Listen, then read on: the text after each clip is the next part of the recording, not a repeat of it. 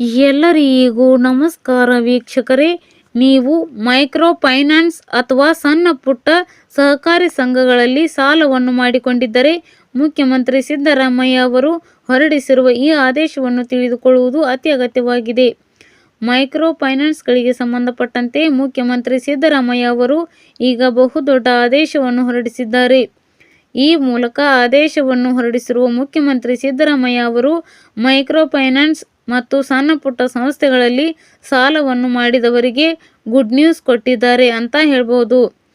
ಹಾಗಾದರೆ micro finance ಅಥವಾ ಸಣ್ಣ ಪುಟ್ಟ ಸಾಲ ಸಂಸ್ಥೆಗಳಲ್ಲಿ ಸಾಲವನ್ನು ಮಾಡಿಕೊಂಡವರಿಗೆ ಮುಖ್ಯಮಂತ್ರಿ ಸಿದ್ದರಾಮಯ್ಯ ಅವರು ಕೊಟ್ಟಿರುವ ಗುಡ್ ನ್ಯೂಸ್ ಏನು ಅನ್ನೋದ್ರ ಬಗ್ಗೆ ಸಂಪೂರ್ಣ ಮಾಹಿತಿಯನ್ನು ಈ ವಿಡಿಯೋದಲ್ಲಿ ನಾವು ನಿಮಗೆ ತಿಳಿಸಿಕೊಡ್ತೀವಿ. ವಿಡಿಯೋ ತುಂಬ ಇಂಪಾರ್ಟೆಂಟಿವ್ ಆಗಿದೆ, ಎಲ್ಲೂ ಸ್ಕಿಪ್ ಮಾಡದೆ ನೋಡಿ. ಹಾಗೂ ಮೈಕ್ರೋ ಫೈನಾನ್ಸ್ಗಳಲ್ಲಿ ಸಾಲ ಮಾಡಿದ ಪ್ರತಿಯೊಬ್ಬರಿಗೂ ಈ ಮಾಹಿತಿಯನ್ನು ಶೇರ್ ಮಾಡಿ ಸ್ನೇಹಿತರೆ. ಇತ್ತೀಚೆಗೆ ಮೈಕ್ರೋ ಫೈನಾನ್ಸ್ಗಳ ವಿರುದ್ಧವಾಗಿ ಸಾಕಷ್ಟು ಆರೋಪಗಳು ಕೇಳಿ ಬರ್ತಾ ಇದೆ. ಕಾನೂನು ಮಿತಿಯನ್ನು ಮೀರಿ ಸಾಲ ವಸೂಲಾತಿಗೆ ಹೇಳಿದ ಸಂಸ್ಥೆಗಳಿಗೆ ಈಗ ಮುಖ್ಯಮಂತ್ರಿ ಸಿದ್ದರಾಮಯ್ಯ ಅವರು ಎಚ್ಚರಿಕೆಯನ್ನು ಕೊಟ್ಟಿದ್ದಾರೆ.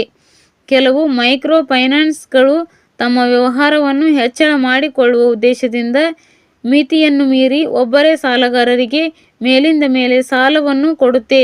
ಅದೇ ರೀತಿಯಲ್ಲಿ ಕೆಲವು ಮೈಕ್ರೋ ಫೈನಾನ್ಸ್ಗಳು ಒಬ್ಬ ವ್ಯಕ್ತಿ ಸಾಲವನ್ನು ತೀರಿಸಿದ್ದಾಗ ಆತನ ಮೇಲೆ ಕಾನೂನು ಬಾಹಿರ ಕ್ರಮವನ್ನು ತೆಗೆದುಕೊಳ್ಳುತ್ತಿದೆ. ಈ ರೀತಿಯ ಸಾಕಷ್ಟು ಆರೋಪಗಳು ಮೈಕ್ರೋ ಫೈನಾನ್ಸ್ಗಳ ಮೇಲೆ ಕೇಳಿ ಬಂದಿದೆ. ಈ ಕಾರಣದಿಂದ ಮುಖ್ಯಮಂತ್ರಿ ಸಿದ್ದರಾಮಯ್ಯ ಅವರು ಎಲ್ಲ ಮೈಕ್ರೋ ಫೈನಾನ್ಸ್ಗಳಿಗೆ ಎಚ್ಚರಿಕೆಯನ್ನು ಕೊಟ್ಟಿದ್ದಾರೆ. ಇನ್ನು ಮುಂದೆ ಮೈಕ್ರೋ ಫೈನಾನ್ಸ್ಗಳು ಕಾನೂನು ಬಾಹಿರವಾಗಿ ಸಾಲವನ್ನು ವಸೂಲಾತಿ ಮಾಡಿದರೆ ಅವರ ಮೇಲೆ ಕಾನೂನು ಕ್ರಮವನ್ನು ತೆಗೆದುಕೊಳ್ಳಲಾಗುತ್ತೆ. ಅಷ್ಟೇ ಮಾತ್ರವಲ್ಲದೆ ಸಾಲಗಾರರ ಮನೆಯನ್ನು ಜಪ್ತಿ ಮಾಡುವ ಮೊದಲು ಸರ್ಕಾರದ ಅನುಮತಿಯನ್ನು ಪಡೆದುಕೊಳ್ಳಬೇಕು. ಅಂದರೆ ನ್ಯಾಯಾಲಯದ ಅನುಮತಿಯನ್ನು ಪಡೆದುಕೊಳ್ಳುವುದು ಕಡ್ಡಾಯವಾಗಿದೆ.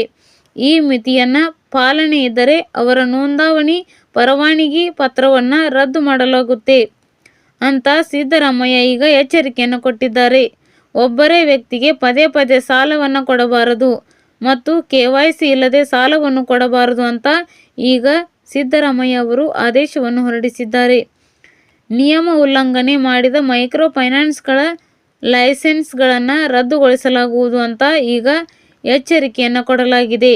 ಇನ್ನು ಮುಂದೆ ಮೈಕ್ರೋ ಫೈನಾನ್ಸ್ಗಳ ಹಾವಳಿ ಸ್ವಲ್ಪ ಮಟ್ಟಿಗೆ ಕಡಿಮೆಯಾಗುತ್ತೆ ಅಂತ ಹೇಳ್ಬೋದು. ಸ್ನೇಹಿತರೆ, ನೀವು ಕೂಡ ಮೈಕ್ರೋ ಫೈನಾನ್ಸ್ ಅಥವಾ ಸಣ್ಣ ಪುಟ್ಟ ಸಂಘ ಸಂಸ್ಥೆಗಳಲ್ಲಿ ಸಾಲವನ್ನು ಮಾಡಿದರೆ ನಿಮಗೆ ಕಿರಿಕಿರಿ ಉಂಟಾಗುತ್ತಿದೆ, ನೀವು ದೂರು ಕೊಡಬಹುದು. ಸ್ನೇಹಿತರೆ, ಮೈಕ್ರೋ ಫೈನಾನ್ಸ್ಗಳ ಸಾಲಕ್ಕೆ ಸಂಬಂಧಪಟ್ಟಂತೆ ಸಿದ್ದರಾಮಯ್ಯ ಅವರು ಹೊರಡಿಸಿರುವ ಈ ಆದೇಶದ ಬಗ್ಗೆ ನಿಮ್ಮ ಅನಿಸಿಕೆಯನ್ನು ನಮಗೆ ಕಮೆಂಟ್ ಮಾಡಿ. ಇವತ್ತು ಬೆಳಿಗ್ಗೆನಿಂದ ಗೃಹಲಕ್ಷ್ಮಿ 23ನೇ ಕಂತು ಜಮಾ ಆಗಿದೆ ಅಂತ ಹೇಳಿ ಕಮೆಂಟ್ಗಳು ಬರ್ತಾ ಇದೆ. ನಿಜವಾಗ್ಲೂ ಬಿಡುಗಡೆ ಶುರುವಾಗಿದೆಯಾ? ಅದರ ಜೊತೆಯಲ್ಲಿ ಬೆಳೆ ಹಾನಿ ಪರಿಹಾರಕ್ಕೆ ಸಂಬಂಧಪಟ್ಟ ಹಾಗೆ ಗುಡ್ ನ್ಯೂಸ್ ಇದೆ. ಖಂಡಿತವಾಗ್ಲೂ ತಿಳಿಸಿಕೊಡುವಂಥ ಕೆಲಸ ಮಾಡ್ತೀನಿ. ದಯವಿಟ್ಟು ಯಾರೆಲ್ಲ ವಿಡಿಯೋ ನೋಡ್ತಾ ಇದ್ದೀರಾ ಪೂರ್ತಿ ವಿಡಿಯೋನ ನೋಡಿ. ನೀವೇನಾದರೂ ಹೊಸದಾಗಿ ನಮ್ಮ ಚಾನಲ್ ನೋಡ್ತೀರಾ ಅಂದರೆ ಸಬ್ಸ್ಕ್ರೈಬ್ ಮಾಡ್ಕೊಳ್ಳಿ. ಹಾಗೆ ಎಲ್ಲರೂ ವಿಡಿಯೋಗೆ ಒಂದು ಲೈಕ್ ಕೊಡುವ ಮೂಲಕ ಸಪೋರ್ಟ್ ಮಾಡಿ. ಮೊದಲನೆಯದಾಗಿ ಗುಡ್ ನ್ಯೂಸ್ ಏನಪ್ಪ ಅಂದರೆ ಗೃಹಲಕ್ಷ್ಮಿ 22ನೇ ಕಂತು ಬಂದಿಲ್ಲ ಅಂತ ಸಾಕಷ್ಟು ಜನ ಫಲಾನುಭವಿಗಳು ವೇಟ್ ಮಾಡ್ತಾ ಇದ್ದೀರಿ. ನಿನ್ನೆ ಮಂಡ್ಯ, ಹಾಸನ, ಮೈಸೂರು, ಹಾವೇರಿ ಕೆಲವೊಂದಿಷ್ಟು ಜಿಲ್ಲೆಗಳಿಗೆ ನಿನ್ನೆಯಿಂದ ಸಾಕಷ್ಟು ಜನರಿಗೆ ಹಣ ಜಮಾ ಆಗ್ತಾ ಇದೆ. ದಿನನಿತ್ಯವೂ ಕೂಡ ಹಣ ಜಮಾ ಆಗ್ತಾ ಇದೆ.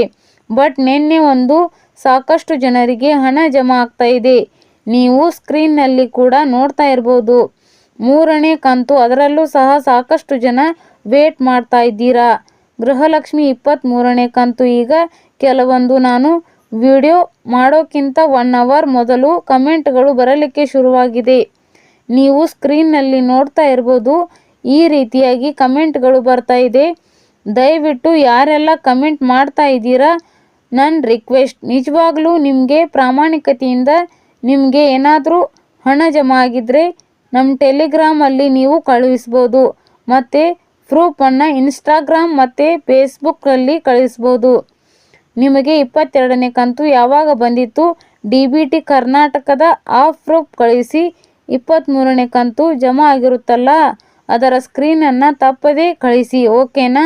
ಹಾಗಾಗಿ 23ನೇ ಕಂತು ಇದುವರೆಗೂ ಸಹ ಯಾರೂ ಹಣ ಜಮಾ ಆಗಿರುವಂಥ ಪ್ರೂಫ್ ಕಳಿಸಿಲ್ಲ. ಹಾಗಾಗಿ ನನ್ನ ಪ್ರಕಾರ ಇನ್ನೂ ಕೂಡ 23ನೇ ಕಂತು ಬಿಡುಗಡೆ ಆಗಿಲ್ಲ ಅಂತಾನೆ ನಾನು ಹೇಳ್ತೀನಿ.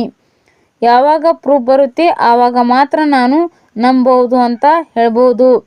ಬಟ್ ಶೀಘ್ರದಲ್ಲಿ ಅಂತೂ ಯಾವಾಗ ಬೇಕಾದರೂ ಜಮಾ ಆಗುವಂಥ ಸಾಧ್ಯತೆ ಇದೆ.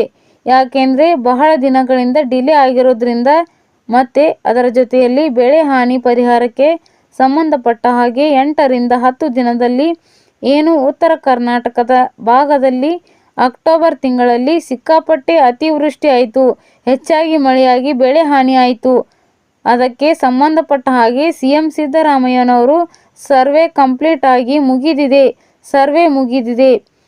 ನಾವು ಈಗೇನು ಇನ್ನೊಂದು ವಾರ ಅಥವಾ 10 ದಿನದಲ್ಲಿ ಬಿಡುಗಡೆ ಮಾಡ್ತೀವಿ ಅಂತ ಹೇಳಿದ್ದಾರೆ. ಈಗ ಸೋಷಿಯಲ್ ಮೀಡಿಯಾದಲ್ಲಿ 20,000, 50,000, 30,000 ಆಯಿತು, ಜಮಾ ಆಯಿತು ಅಂತ ಹಾಕ್ತಾ ಇದ್ದಾರೆ. ಖಂಡಿತವಾಗ್ಲೂ ಫೇಕ್ ನ್ಯೂಸ್ ಅದು. ನಿಜವಾಗ್ಲೂ ಹಣ ಇನ್ನೂ ಬಿಡುಗಡೆ ಆಗಿಲ್ಲ. ಇನ್ನೂ ಒಂದು 8 ದಿನದಲ್ಲಿ ಬಿಡುಗಡೆ ಮಾಡ್ತೀವಿ ಅಂತ ಹೇಳಿದ್ದಾರೆ. ಅವರು ಹೇಳಿರುವಂಥ ಪ್ರೂಫನ್ನು ನಾನು ಟೆಲಿಗ್ರಾಮ್ ಮತ್ತು ವಾಟ್ಸಪ್ ಚಾನಲ್ನಲ್ಲಿ ಹಾಕಿರ್ತೀನಿ. ಯೂಟ್ಯೂಬ್ ಲಿಂಕ್ ನೀವತ್ತು ಕೂಡ ತಪ್ಪದೇ ಚೆಕ್ ಮಾಡಿ, ಓಕೆನಾ? ಹಾಗಾಗಿ 23ನೇ ಕಂತು ಇನ್ನೂ ಕೂಡ ಬಿಡುಗಡೆ ಆಗಿಲ್ಲ ನಮ್ಮ ಪ್ರಕಾರ. ಹಾಗಾಗಿ ಪ್ರೂಫ್ ಕಳಿಸಿರೋ ದಯವಿಟ್ಟು ಪ್ರೂಫ್ ಕಳಿಸಿ. ಡೈರೆಕ್ಟಾಗಿ ಸುಮ್ಮನೆ ಕಮೆಂಟ್ಗಳನ್ನು ಮಾಡಲಿಕ್ಕೆ ಹೋಗಬೇಡಿ.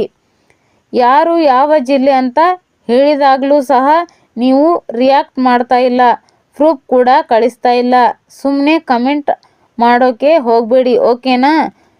ಇದಾಗಿತ್ತು ಈ ಕ್ಷಣದ ಮಾಹಿತಿ. ವಿಡಿಯೋ ನೋಡಿರುವಂಥ ನಿಮಗೆಲ್ಲರಿಗೂ ಸಹ ಧನ್ಯವಾದಗಳು.